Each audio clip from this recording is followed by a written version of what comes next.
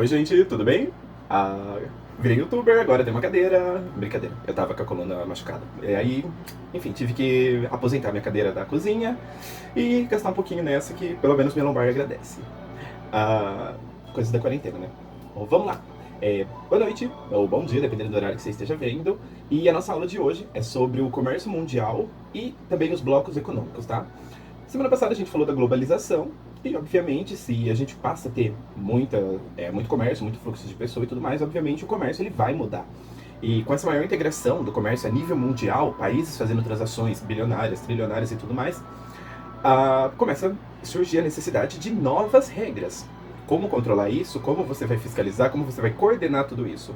E essas novas regras, elas foram estabilizadas dentro da OMC, ou a antiga WATT, que era o tratado que vai ser reformulado e vai fundar a OMC. Ele evolui, tá? E essa OMC, ela funciona através de rodadas. Então essas rodadas, elas têm um período para ocorrer, não é fixo esse período, tá? E cada bloco de negociações é chamado de rodada e leva o nome do local que se iniciou. Então essas novas regras, elas foram estabelecidas na rodada do Uruguai. Começou lá no Uruguai, porém ela se estendeu, tá? Então, a OMC ela vai surgir em 1995, dentro dessa rodada do Uruguai, tá? E para vocês terem ideia, ela iniciou as discussões do bloco em 1986. Só que a OMC só foi fundada 9 anos depois, por conta de todas as negociações que foi tendo, tá? E aí, junto com ela, surge mais aqui um monte de tarifas, aliás, a redução dessas tarifas alfandegárias a nível mundial para todo mundo, e principalmente para os países latino-americanos, tá? Pra gente, as negociações foram a respeito de 25 a 35% das taxas de importação. Qual que era a novidade, o boom nesse momento? Era que serviços, mercadorias, propriedade intelectual e patentes, e também umas regras para comércio no que diz respeito a meio ambiente, entraram em jogo, tá? Passaram a ter um mecanismo para controlar isso. Mas como assim meio ambiente? Eu não vou saber dizer a risca, mas eu me atrevo a dizer que é a respeito do mercado de carbono. Os países que emitem carbono, eles têm que pagar uma multa a nível mundial, tá? Por conta da poluição. E aí, então, eles compram créditos de carbono, que são os países que plantam mais do que poluem, então eles possuem créditos de carbono. Então, através dessa compra de créditos, que veio do protocolo de Kyoto, que é uma das organizações, as reuniões, conferências que eles fazem a respeito do meio ambiente e da poluição. Então, isso foi instaurado neles, esse mercado de carbono, e para tentar fazer com que os países poluam menos, tá? E não afete tanto o efeito estufa, aquecimento global. Eu imagino que seja a respeito disso, porém, eu não consegui achar nada a respeito, tá? Mas saibam que agora a OMC, a partir de 95, tem regras também para o que diz respeito ao meio ambiente. Sobre a questão agrícola, ela ocorreu, teve muito disso por conta do que os países subdesenvolvidos, principalmente Brasil, Argentina e Austrália, bateram de frente com os desenvolvidos. Europa, Japão, União Europeia, tá? Aliás, União Europeia não, perdão, Estados Unidos, porque eles subsidiam a produção e esses países que dependem, que têm a base da economia na agricultura, acabam se sentindo prejudicados, tá? Dentro dessa rodada, ele também foi estabelecido que todos os conflitos iriam ser resolvidos internamente pela própria OMC e para isso ela teria o que são chamados de painéis.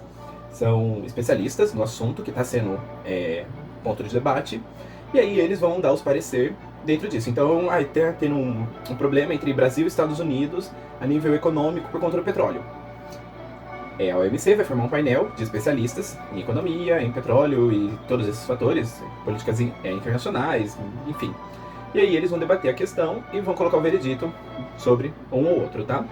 Agora vamos entender algumas questões polêmicas. O que é esse subsídio que rola dentro da OMC, dentro dos países principalmente desenvolvidos, e eu já venho falando isso há quase 4 semanas, tá? Então, os subsídios, ele é uma forma que o governo tem de influenciar o preço dos produtos agrícolas. Então o governo planta? Não. Quem planta é o agricultor, porém, em parcerias com o governo, que pode ser de qualquer forma, eles conseguem baratear o preço. Como que esse subsídio pode acontecer? O governo pode reverter uma taxa mediante a quantidade que o produtor produz, seria tipo um estorno do valor que ele está produzindo.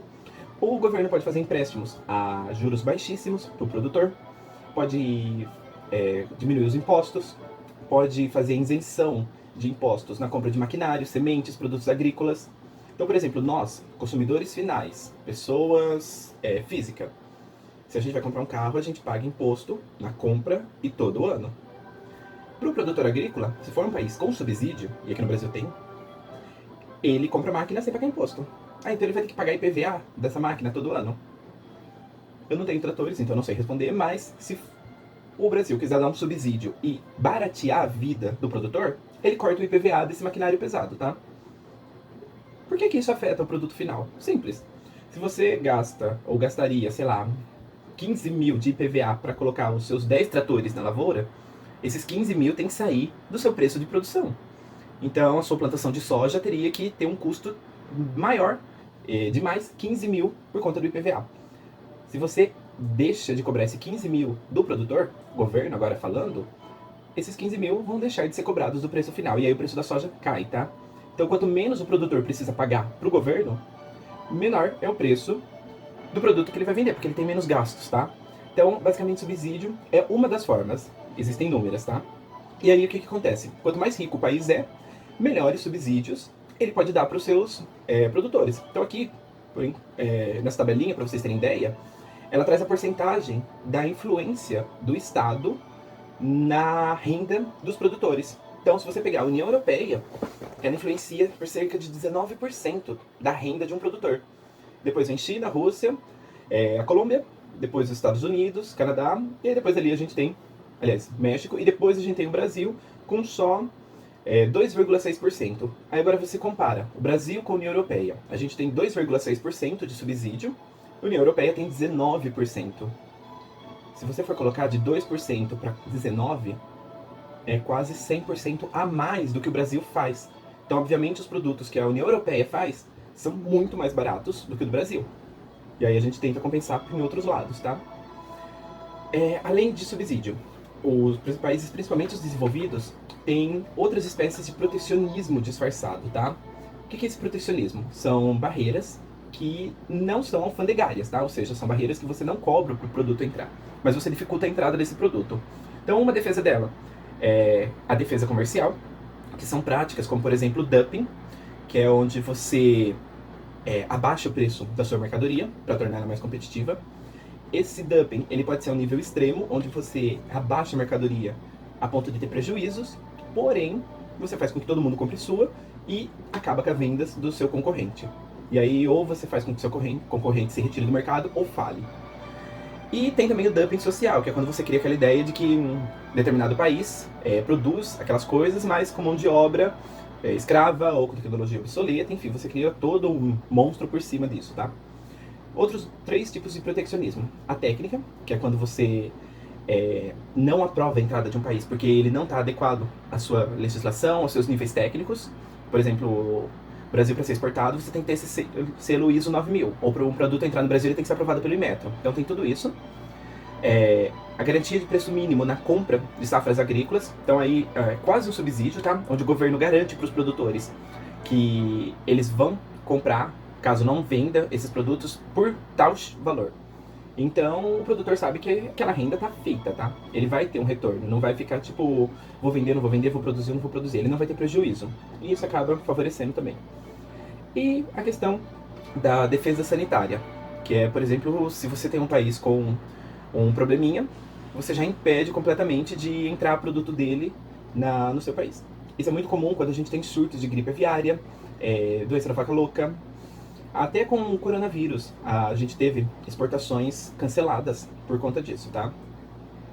E aí, voltando agora para a nossa OMC, a mais atual é a rodada de Doha. Ela foi iniciada em 2001, porém ela tá, se eu não me engano, rodando até hoje, tá? E teve a questão dos desentendimentos. Então agora é como se fosse um programa de fofoca. O que aconteceu na rodada de Doha? Então vamos lá, em 2003, em relação aos serviços, às patentes, às compras governamentais e às compras agrícolas, causou maior alvoroço entre os países desenvolvidos e os subdesenvolvidos, tá? Principalmente entre Brasil, Índia, China, todo o pessoal do barraco. E batendo de frente, obviamente, com Estados Unidos, União Europeia e Japão. E aí, obviamente, os representantes do G20, grupo dos países em desenvolvimento, acabou meio que não atrasando, mas sempre colocando em debate essas questões. Aí, em 2008, a gente teve a crise, começou isso em 2007, a crise do subprime, já falamos dela na aula anterior, e a OMC precisava que terminasse a rodada de Doha, porque na cabeça deles ia aumentar a oferta de alimentos no mundo todo. Resultado, por conta desse barraco de desde 2003, a rodada de Doha foi até 2013 com um impasse, tá? Então, por conta disso, essa charge, inclusive, onde você tem ali a rodada de Doha afundando desse meio de blá blá blá blá blá.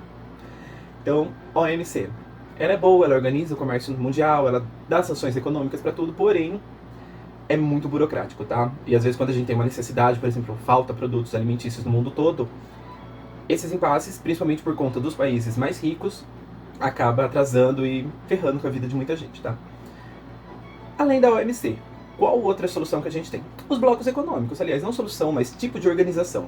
Por que tem esses blocos econômicos? Porque são relações ou transações econômicas a nível regional, tá? Então, como que a gente pode classificar esses blocos econômicos? Basicamente em 4 tipos, e vocês vão perceber que eles vão avançando de nível de integração, tá? Então, o primeiro nível seria uma zona de livre comércio. A zona de livre comércio, você tem a eliminação ou a redução de tarifas aduaneiras ou tarifas alfandegárias, ou seja, os países que participam desse bloco econômico vendem entre si e você tem essa livre circulação de mercadorias. Avançando um pouquinho, evoluindo, a gente tem a União Aduaneira. Ela tem a mesma redução ou eliminação das tarifas, porém, existe o que a gente chama de TEC, que é a Tarifa Externa Comum. Essa tarifa externa comum significa que qualquer país de fora desse bloco que negociar com um deles, na verdade vai estar negociando com o bloco todo, tá? Então vamos pegar por exemplo o Mercosul, que tem essa TEC, mas não está tão desenvolvida assim. O Brasil está no Mercosul, a Argentina está no Mercosul, o Paraguai está no Mercosul, e aí o Brasil vai negociar com a União Europeia, sei lá, preço de caneta. O mesmo preço que o Brasil fecha com a União Europeia vai valer para a Argentina e para o Uruguai, porque eles fazem parte do bloco econômico, tá? Então, basicamente, até que é isso. Além disso, outro nível de integração que a gente tem dentro da União Aduaneira é a livre circulação de mercadoria, capitais e serviços, tá? Então, se você for para o Paraguai ou para a Argentina, você entra só apresentando o seu RG, você não precisa apresentar o passaporte, pedir visto nem nada. Por conta do quê? É todo mundo do Mercosul, tá? Evoluindo mais um pouquinho, a terceira modalidade que a gente tem é o mercado comum. A gente tem como exemplo a União Europeia, que é onde além de você permitir a circulação de mercadorias e serviços, você permite também a de pessoas. Então, a partir do momento que você entra na União Europeia, você pode pegar um trem, você pode pegar um avião e você vai para qualquer lugar, tá? E depois tem a União Monetária e Econômica, que é também o mais alto nível que a gente tem até hoje, que é como exemplo a União Europeia, que é a partir do momento quando você tem a adoção de uma moeda única e também de uma política. No caso da União Europeia, a moeda única é o euro, tá? É o não? Não, a gente vai ver os pormenores daqui a pouco, tá? Aqui nesse mapinha, a gente tem os principais blocos econômicos, então já deixo em destaque os que a gente vai ver hoje, que é o NAFTA, que é o vermelho ali da América do Norte, o Mercosul, ali América do Sul, depois a União Europeia, que está em azulzinho, e depois eu falo um pouquinho de 2 possíveis projetos, tá? Vamos começar pela União Europeia, então. Ela surgiu no Tratado de Maastricht e desde quando ela surgiu, a ideia era de fortalecer não só economicamente, mas combater o narcotráfico, ajudar o meio ambiente, a educação, proteção, saúde. E dentro desse, vamos colocar clubinho, os países eles se ajudavam mesmo, havia muito investimento. Eles têm um banco próprio, o Banco Europeu. Hoje eles já possuem um conjunto de leis próprias também, que é as leis da União Europeia. E a moeda deles, ela só surgiu em 2002, tá? Um tempinho depois que o bloco surgiu. Não foi aderida por todo mundo, teve 3 países que não aderiram, foi o Reino Unido, a Dinamarca e a Suécia, por conta de que Dinamarca e Suécia alegaram que eles iriam perder autonomia com relação à sua política monetária e à sua política econômica, e o Reino Unido alegou que não ia aderir porque a libra esterlina vale mais que o euro, tá? Realmente, em 2014, o euro valia acho que 3 e pouco pra gente, a libra valia R$5. Então dá pra ter uma ideia que ela vale quase 1,5 a mais que o euro. Dentro da União Europeia, eles vão ter algumas não regras, mas normas para seguir. Então, uma delas é que o déficit público, ou seja, os gastos do governo para fazer parte, tem que ser de 3% do produto interno bruto, e a dívida máxima que o país pode chegar é de 60%. A gente já viu também na crise da aula passada que a Grécia, por exemplo, explodiu isso, tá? Esse teto. E em 2014, eles admitiram novos membros, 10 novos membros. Muitos deles, inclusive, vieram da antiga União Soviética. E isso foi um acréscimo de 80 milhões de habitantes, já para os 240 milhões que já estavam lá. Nesse mapinha aqui, vocês podem ver quem são os membros fundadores desde 1992, quem entrou em 2004, quem entrou em 2013, que aí são a Eslovênia e a Croácia, e quem são os países candidatos a entrar, que no caso é a Islândia, Turquia, Sérvia, Macedônia e Albânia e Montenegro. São todos países que pleitaram a entrada da União Europeia. E onde está a moedinha do euro, significa que os países fazem parte da zona do euro. Tem um país perdido ali no meio, pintado de branco. Áustria, República Tcheca, Polônia, França, Itália... Nossa, eu não consigo lembrar quem é esse país que está próximo da Itália. Será que é Roma? Não sei. Fica a dúvida, depois a gente tenta pesquisar. Para o país ser admitido na União Europeia, o que ele precisa ter? Ele precisa ser um Estado democrático, tá? Estado laico, ter uma política econômica e financeira de austeridade, ou seja, o governo controla muito bem os seus gastos, tá? Tem que combater a corrupção, ter uma política ambiental bem desenvolvida e correlacionar ela com os objetivos e políticas da União Europeia, e também ter políticas migratórias idênticas à da União Europeia. Para vocês terem ideia, por conta dessas regras, a Turquia ainda não foi aceita, porque a Turquia não é um país tão democrático assim, ela não é um país laico, ela tem a influência do Islã na sua política, eles utilizam um pouco da Sharia, falo isso em algumas aulas mais pra frente, mas é um conjunto de normas islâmicas que rege a política do governo. E eles também têm problemas com minorias étnicas, que no caso é o problema da Turquia com os curdos. Também vou falar mais pra frente, relaxe, mas já comentei em algumas aulas sobre a questão curda. O nosso próximo bloco é o NAFTA, que evoluiu recentemente e está chamado de USMCA, que parece a IMCA, enfim. Esse bloco econômico, ele foi renovado, porque ele tinha um contratinho, e de NAFTA ele passou para esse novo nome, que é só siglas. É um acordo de livre comércio, ou seja, você só tem a redução das tarifas alfandegárias. Ele foi fundado em 94, depois revitalizado em 2018 pelo Trump, pelo primeiro-ministro do Canadá e, se não me engano, pelo presidente do México, mas não vou lembrar o nome dos outros dois agora. E para vocês terem ideia, esse bloco, ele possui 440 milhões de habitantes e chega a rodar 18 trilhões de dólares, tá? Então é muita coisa. Se não me engano, é o segundo maior bloco do mundo em termos financeiros. Não é todos os produtos que rodam livremente, tá? Já fica isso. E tem uma série de consequências, principalmente para o México. Porque quando você coloca países desenvolvidos, como Estados Unidos e Canadá, e países em desenvolvimento, como o México, obviamente você já sabe quem é o elo fraco da corrente. E aí o México teve muitos empecilhos. Só ele? Não, teve problema para os dois lados, mas o México saiu mais prejudicado. O que aconteceu? O México, desde o começo, quando ele entrou nesse bloco, muitas empresas dos Estados Unidos acabou colocando suas fábricas no México, por conta da mão de obra barata, as leis trabalhistas flexíveis, ou seja, quase zero, né? Então você faz o que quiser com o trabalhador. E acabou deixando de gerar empregos, tanto nos Estados Unidos como no Canadá. Mas foi pro México. Problema do México, essas empresas lá, contratou as pessoas, ótimo, mas acabou com as empresas locais, as empresas mexicanas. Para vocês terem noção, no setor têxtil, no setor de roupas, 3/4 de todas as empresas são americanas, tá? Então isso gera um problema muito grande, a nível econômico e a nível político, porque o México fica muito dependente do que vem de fora. Então, se ele quiser mexer no setor têxtil, ele vai ter muitos problemas de relações internacionais com empresas e com os Estados Unidos, porque praticamente eles que controlam esse setor mexicano, tá? As indústrias que foram para lá, elas não tiveram um avanço significativo em questões de tecnologia, não trouxeram novidades para o México, porque quase todas são montadoras, igual, por exemplo, a Volvo aqui no Brasil. Eles colocam a linha de montagem aqui, a produção, designer de peças e tudo mais é feito lá de fora. Na agricultura, foi maior ainda o impacto negativo, porque os produtos dos Estados Unidos e do Canadá acabaram entrando no mercado mexicano, E como eles têm mais tecnologia, mais formas de produzir, os mexicanos acabaram, principalmente os pequenos produtores, não tinha como competir, tá? Mas, entretanto, o PIB do México, apesar de alguns setores ter diminuído, o PIB aumentou muito. Muitos trabalhadores mexicanos acabaram entrando no setor industrial, como mão de obra.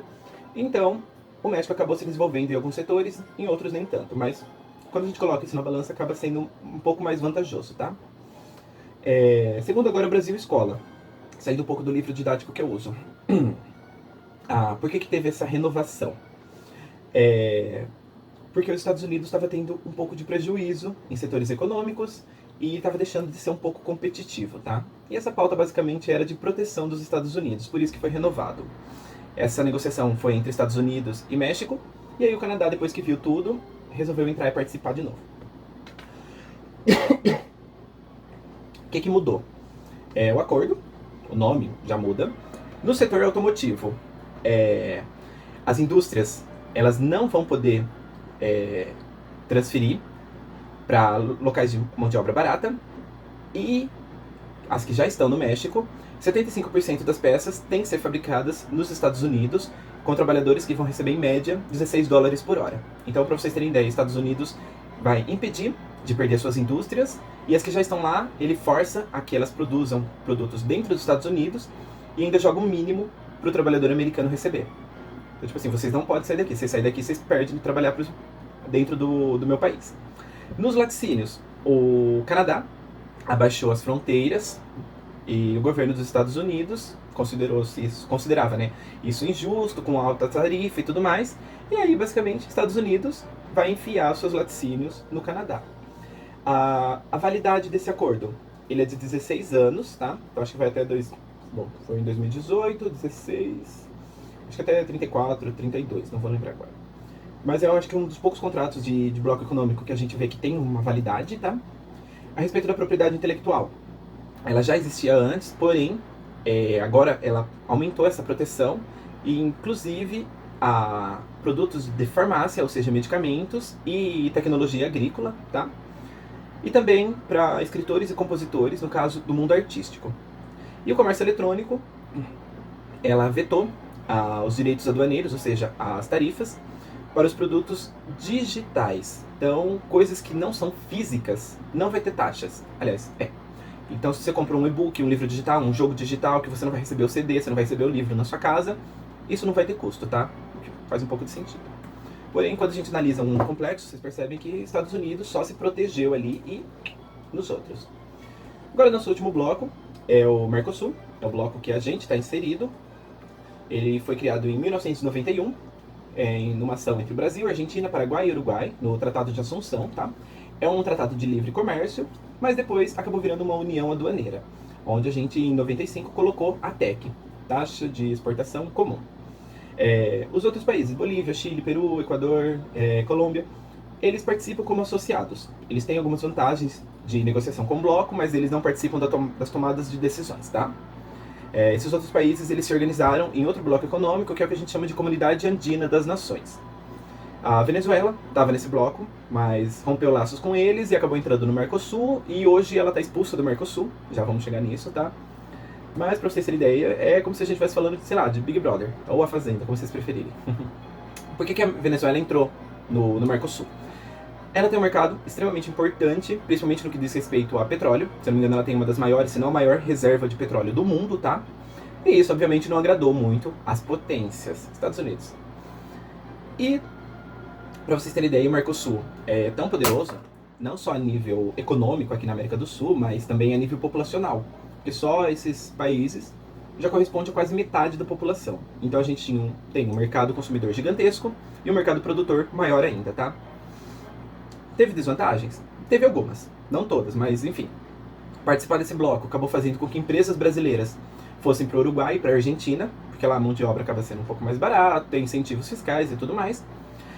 Mas, entretanto, o Brasil tem um superávit, que é um lucro, uma entrada de dinheiro bem mais positiva, e por isso compensa estar dentro desse bloco, tá? Com relação à Argentina, em 2011 estourou uma crise, essa crise está até hoje, tá? E por conta disso ela começou a colocar algumas medidas para evitar a saída de dinheiro, então boicotar as exportações. A União Europeia, Estados Unidos e a OMC entraram com sanções e isso acabou afetando tanto a Argentina quanto o Brasil, tá? Isso respingou na gente. E aí, o último bafafá do rolê, a expulsão da Venezuela. Quando ela entrou no bloco, ela tinha um monte de normas para corresponder, e acontece que ela não fez quase 20% de todas essas normas, tá? Então, com isso, e juntando com as desavenças políticas, tanto do bloco do Mercosul quanto da Venezuela, hoje o Mercosul é mais de direita, a Venezuela é um governo de esquerda, então já dá para imaginar que eles não se bicam, né? Por conta disso, ela acabou sendo suspensa desse bloco econômico. Aí a gente tem um outro bloquinho econômico, que é a Unasul, que é uma comunidade sul-americana das nações, surgiu em 2007, e a ideia é formar uma zona de livre comércio com toda a América do Sul, tá? E também ela conta com um banco próprio, que vai um pouquinho de frente contra o FMI e qualquer outro banco internacional, que seria um banco da América do Sul para a América do Sul, tá? Então é uma coisa mais regional. Além dela, a gente tem 2 projetos de bloco econômico, que é a ALCA, Associação da Latina Americana, enfim. A ALCA é um projeto onde eles querem fazer um bloco econômico de todas as Américas, América do Norte, América Central e América do Sul, porém já dá para imaginar a desavença que tem, né? Um monte de países subdesenvolvidos na América Central e América do Sul entrando no mesmo bloco que os Estados Unidos. Já dá para imaginar quem vai ter mais vantagem, né? E por isso a ALCA nunca saiu do papel. E tem a APEC, a Associação Econômica de Cooperação da Ásia e Pacífico, que tem a ideia de englobar todos os países que fazem litoral com o Oceano Pacífico. Porém, isso se tornaria o maior bloco econômico, mas tem muitas desavenças, tanto a nível político quanto a nível econômico, tá? Por exemplo, a gente tem Estados Unidos e Rússia no mesmo país, no mesmo bloco econômico, China e Japão, Taiwan, perdido ali no meio. A gente vai ter as desavenças econômicas, por exemplo, em Estados Unidos, México, a China, que é subdesenvolvida, diversos países da Indonésia, que está em desenvolvimento, os países aqui da América do Sul e América Central também. Então, por conta disso, a PEC nunca saiu do papel também, tá? Tem muitas desavenças ali para ser negociadas. Eu vou mandar uma listinha com alguns exercícios a respeito de blocos econômicos à tarde, e aí a gente se vê na monitoria, tá? Tchau, tchau, gente! Bons estudos!